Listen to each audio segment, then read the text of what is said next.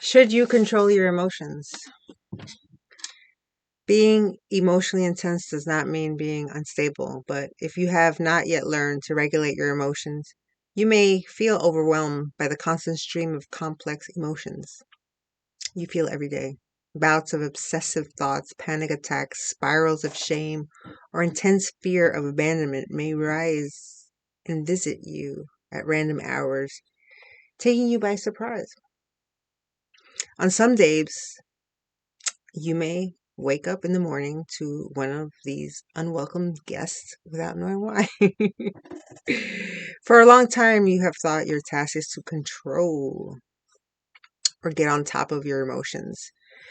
You might have looked everywhere for strategies to dilute your anger, activities that will dampen your anxiety, or stimulants that will lessen your depression. However, the results are that you either become numb and dissociated or start to constantly fight your own mind. When swinging between the two extremes, you will have little peace in between. Feel good only. Our modern world fosters a feel good only culture. From a young age, our parents asked us to be quiet and stop crying. And when we are made to feel ashamed of showing anger or sadness in public. When we look around, magazines and self-help books are full of advice of how to control anger or get rid of sadness. Everywhere we go, we believe the message that some emotions are flaws to get rid of or inconveniences to grow out of.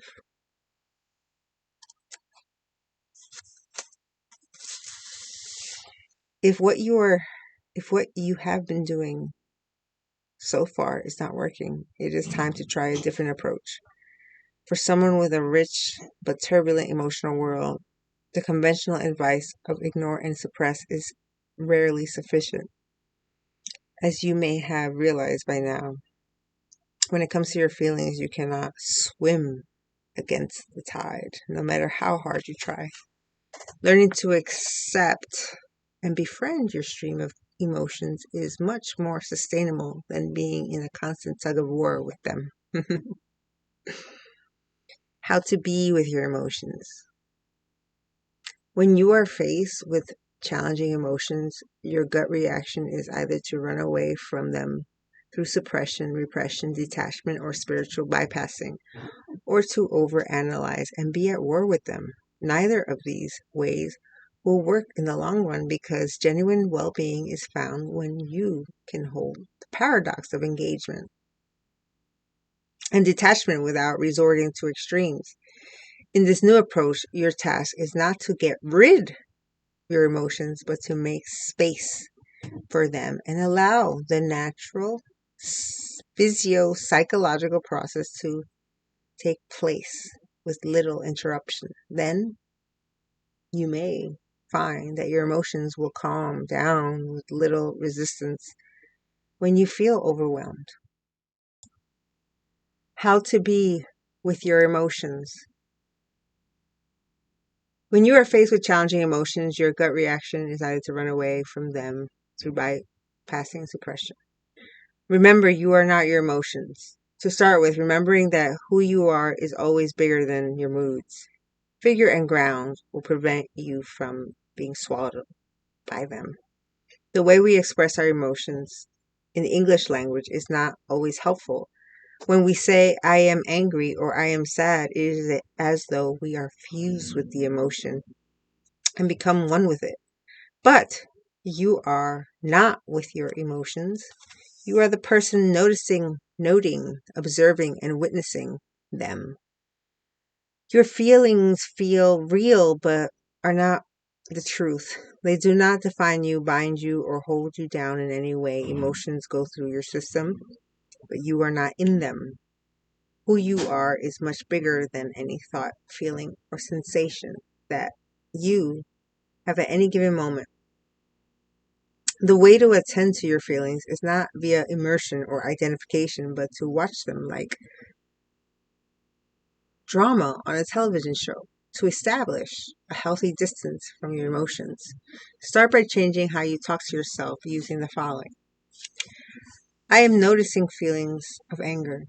I can see fear coming my way. I realize that sadness is going through me. I can acknowledge the feeling of anxiety at the moment. I can tell that shame is creating a sinking feeling in my body right now.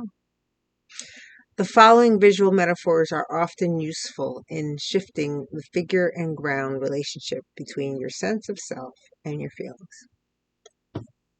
Imagine that you are the sky and the emotions are passing clouds.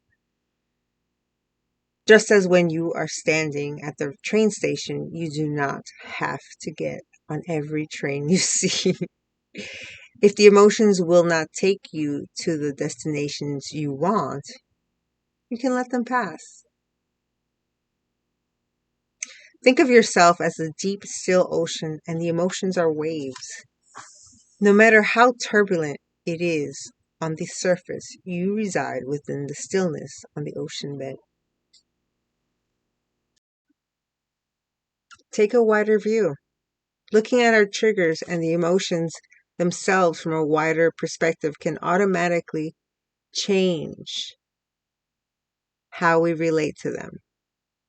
When unpleasant events first happen, they always seem exceedingly significant to us. But when we zoom out and look from the outside, we see how brief and insignificant our concerns are.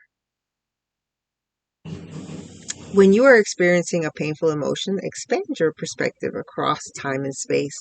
Contemplate your entire life stretched out on a timeline and how transient this moment is in comparison.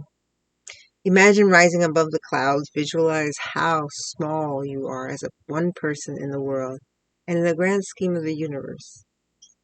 As a mental note, you may say to or ask yourself the following. A passing feeling does not define me. Who I am is much vaster than this. No matter how awful, angry, frightened, or fearful I feel now, it will pass.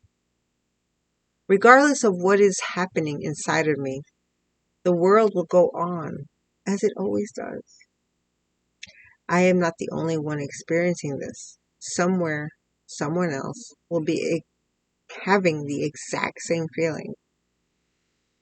10 years from now, when I look back, how will I feel about what is happening today? Talk to your feelings. Your emotions are not your enemies, but messengers sent to you from the depth of your psyche. They are here to tell you something you need to know, or prompt an action you need to take. For example, anger is there to tell you your boundaries have been crossed. Anxiety reminds you of what matters to you and prompts you to take action. Sadness helps you to release your armor and get you back in touch with your tender heart. You may not welcome these messengers, but you can have reverence for them. As in all conflict resolution, you can sit down to have a peaceful negotiation with your feelings. When a feeling emerges, slow down your breathing, make some space, and initiate a conversation with it. Imagine that your feeling is a person. Are they a boy, a girl, a man, a woman, an androgynous wild spirit that refuses to be defined? Visualize what they look like. What outfit are they wearing? What kind of facial expressions do they have? Approach the person with patience, curiosity, and acceptance, and with the intention of being with. You want to get to know their true name. Gently ask, what is your name? Are you anxiety? Sadness? Fear? Grief?